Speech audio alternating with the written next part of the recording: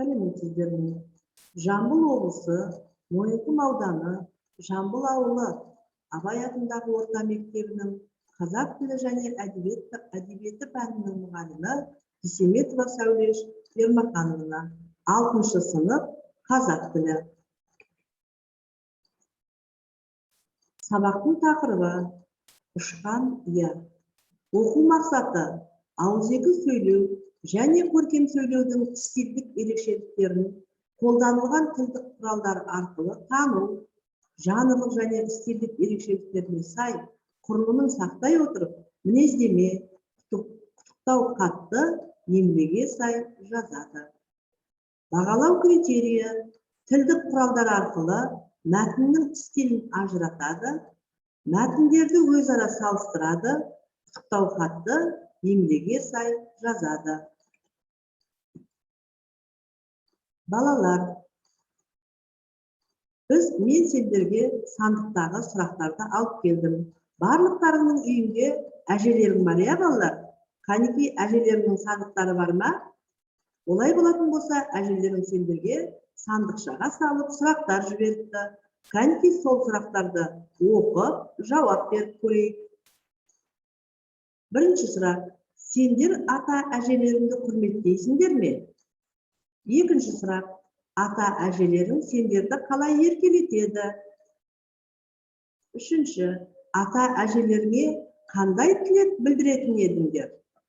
Қанекей, ойланып жауап береміз. Олай болатын болса, балалар, бірінші тапсырма беремін.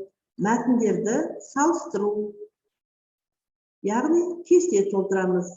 Мәтіндерді салыстыра отырып, бірінші мәтін, екінші мәтінді оқимыз, танысамыз. Кестеге стилін, айырмашылығын, тілдік құралдарын жазамыз. Қанекей, балалар, орындаймыз. Мәтін бойынша мәтінді мұқият оқып аламыз бірінші. Екінші тапсырма, балалар, сұхбат айдарымен берілген тапсырманы орындаймыз. Мәтіндерде қандай туыстық атаулар бар? Алғашқы мәтінде кездесетін екпін сөзі мен тіл біліміндегі екпіннің қандай айырмашылығы бар? Ажыратамыз. Үлде мен бүлдеге орау дегенді қалай түсінесіңдер? Мына дискриптор бойынша жұмыс жасаймыз, балалар. Диалогқа екпін қойып оқиды, тіркестердің екпінін ажыратады. Іске сәт, балалар. Қанекей, жақсылап орындаймыз. Балалар, енді үшінші тапсырманы орындаймыз. Қарттар күніне орай әжелеріне арнап құттықтау хат жазады.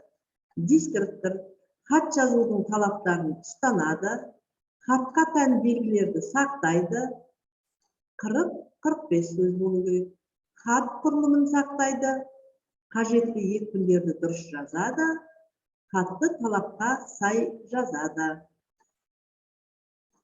Балалар, егер бүгінгі сабақты жақсы түсінсеңдер, қорытындылай отырып, отбасы бәйтерегі әдісімен сабақты бағалайды. Ең жоғарғы балл 10 балмен есептелінеді. Назарларыңа рахмет. Сау болыңдар, балалар.